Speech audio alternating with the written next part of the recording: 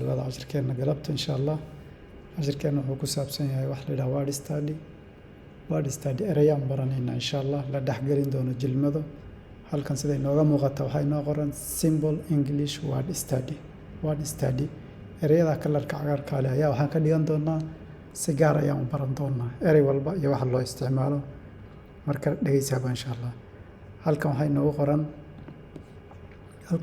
qoran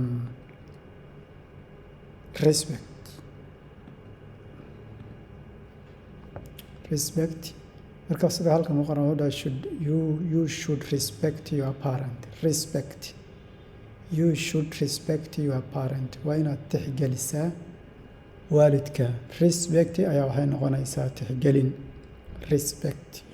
you should respect your parents maxay noqotay tixgelin you must be honest in your work honesty waxa weeye qof daacad ah ereyga daacadnimo waaye marka wuxuu dhahay you must be honest waxaa waajib kugu ah inaad noqoto qof daacada oo ayaad noqon in your work you must be honest in your work shaqada aad qabanayso si aad wax midho dhal uga dhigto waxaa shardi ah inaad ka noqoto qof daacada you need tolerance to do this hard work you need tolerance to do this work wuxuu dhahay you need waxaa u baahan tahay tolerance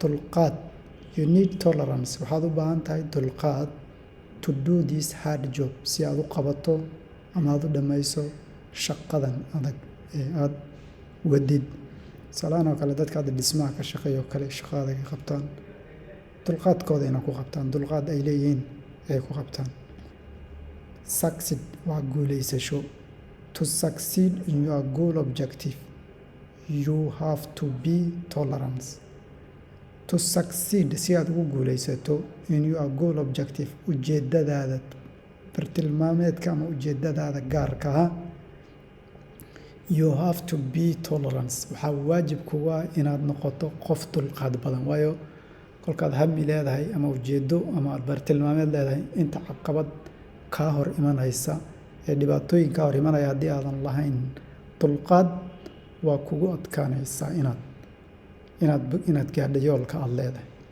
empowerment waxaa weeye awoodsiin tusaale qof aqoontiisa kor loo soo qaado qof garaadkiisa iyo maskaxiisa kor loo soo qaado empowerment is the best tool can be improved human life empowerment awoodsiinta ama awood kobcinta ama korinta maskaxda bini aadamka is the best tool waa shayga ugu habboon ama qalabka ugu habboon can be improved laguna horumarin karo human life nolosha bini aadamka midka ugu wanaagsan ee lagu horumarin karayo waa empowerment awoodsiin tusaale qof garaadkiisa iska hooseeyo wacyigiisa hooseeyo aqoontiisa hooseyso noloshiisa hooseyso oo kor loo soo qaado asla garana umalinta confidence waa kalsooni have a confidence in yourself in whatever you are doing lahaansho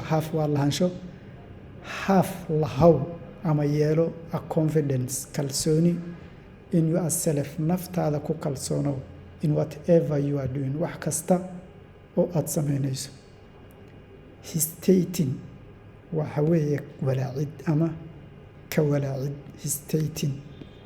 hesitate ka walaacid labayn soo qaadan eraya cusuba fiidiyodeeni hore dib u noqon kartaa avoid ka fogow hesitating walaaca ama labaacnimada when you are making when you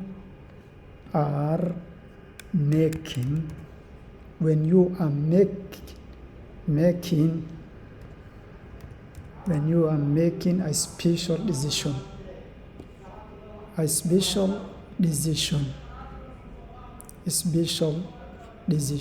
muxuu dhahay avoid ka fogow hesitating walaaca ama labaacnimada when goorta you are making aad samaynayso a special decision go-aan khaasa marka aad samaynayso labaacnimada ka fogow ayuu dhahay waa garanay hesitatingna waan garanay waxa weeye walaacid ama labacnimo. Be careful, ka taxadar. Be careful, ka taxadar what you are doing. Waxa aad samaynayso mar walba ka taxadar. To avoid si aad uga fogaato lamentation, calaacal at the end. Si aad calaacal iyo shalayto uga fogaato marka u horeysa waxaad qabanayso ka taxadar. Be careful what you are doing to avoid si aad uga fogaato lamentation at the end. aad uga taxadar waxaad qabanayso si aad uga fogaato inaad gadaal ama ka shalaytoto ama ka calaacasho. waa garanay.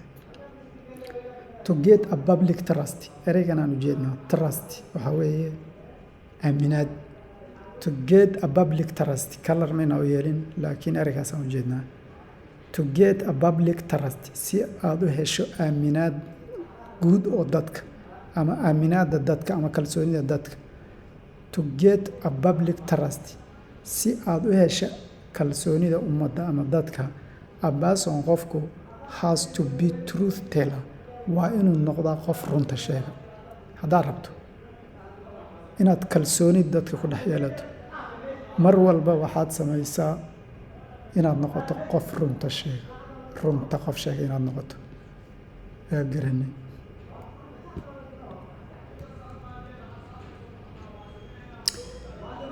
Try to encourage your friends when they are in hard time. Try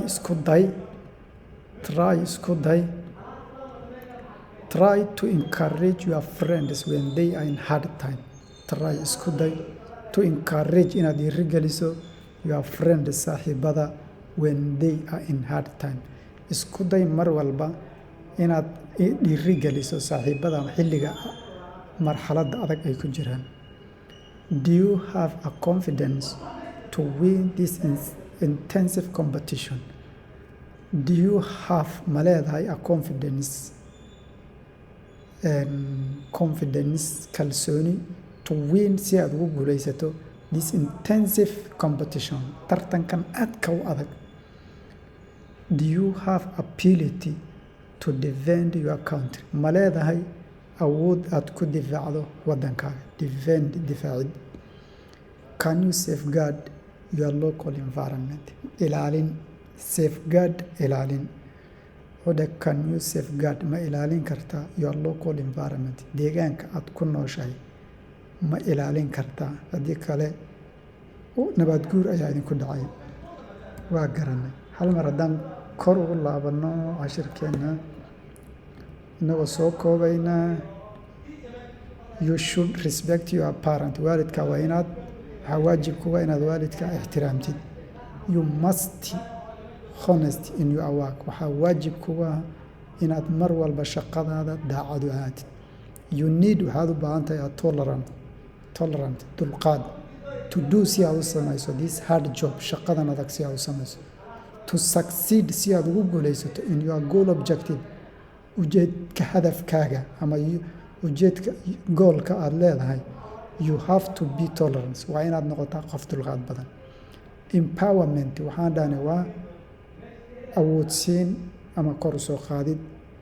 Empowerment awoodsiinta is the best tool can be improved taasoo lagu horumarin karo human life nolosha bini'aadamka. Have a confidence lahaw kalsooni in yourself aad noloshaada naftaada ku kalsoon tahay. Whatever you are doing wax kasta ood samaynayso waa inaad kalsooni ku qabtaa naftaada. Avoid hesitating, ka fogow labacnimada ama walaaca when you are making marka aad samaynayso a special decision go'aamo khaasa markaad samaynayso walaaca iyo labacnimada iska dhaaf.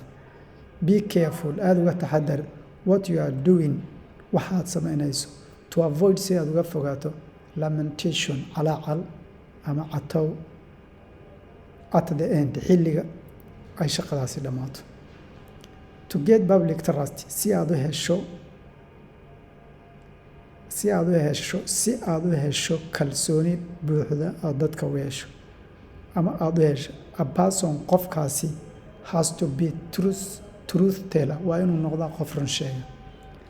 try to encourage isku day inaad dhiirigeliso your friend saaxiibada when they are in hard time xilliga adag marxaladda ay ku jiraan isku day inaad dhiirigeliso saaxiibada do you have a confidence ma leedahay kalsooni to win si aad ugu guulaysato this intensive competition tartankan adag si aad ugu guulaysato kalsooni dhaba ma qabtaa ama iska qabtaa kalsooni